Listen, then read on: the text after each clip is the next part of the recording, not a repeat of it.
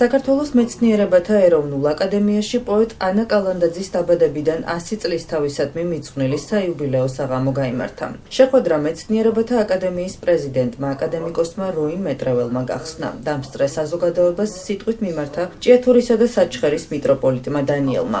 ღონისძიების მონაწილეები ანა კალანდაძის ცხოვრებასა და შემოქმედებაზე საუბრობდნენ. საიუბილეო საღამოზე გაიმართა დოკუმენტური ფილმის ჩვენება სახელწოდებით „იდუმალება ანას პოეზიაში“.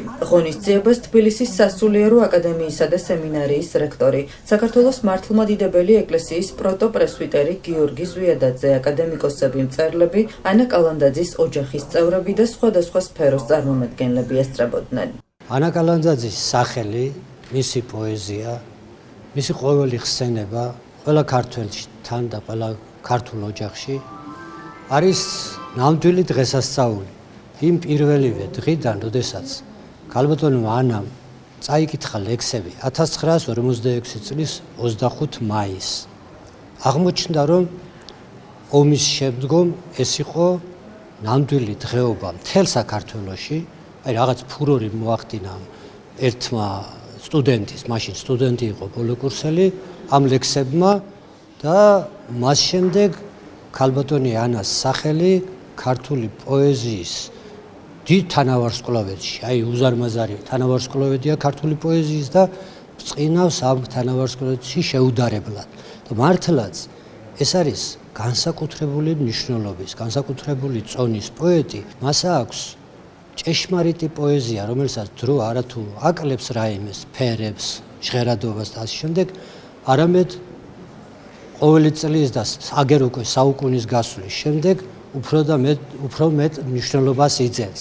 და აი მე გეტყოდით, რომ დღეისათვის თუ შეიძლება ყველაზე უფრო აქტუალური იყოს პოეზია და პოეტი, ეს არის სწორედ ანა კალანდაძის სახელი და მისი პოეზია. ბედნიერება, როცა პირადად იცნობ დიდ კლასიკოს, როცა ის უმცროს მეგობრად გთვლის და მაგალითია შენი ცხოვრებისა.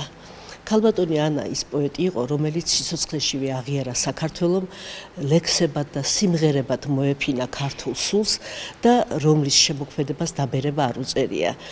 მე ბედნიერი ვარ, რომ ვიცნობდი ქალბატონ ანას, ვიყავი მისი ერთ-ერთი დიდი იუბილის რუსთაველის თეატრში ორგანიზატორი და ბედნიერი ვარ, რომ ქალბატონი ანას თვისებებიც ვიცოდი, გარდა მისი უმშვენიერესი პოეზია, მაღალთა თავდაბლობაო, ის ამბობს ერთ ლექსში, თუ ვინმე შეეძლო მაღალთა თავდაბლობა, ეს იყო ქალბატონი ანა. 45 წელი გავატარეთ მე და ანამ ერთ ჭერქვეში.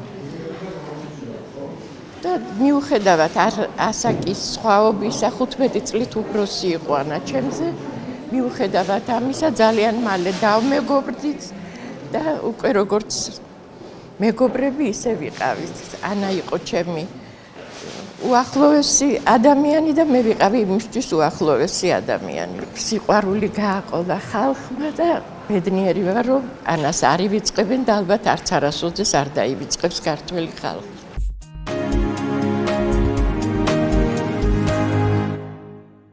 საქართველოში ზამთრის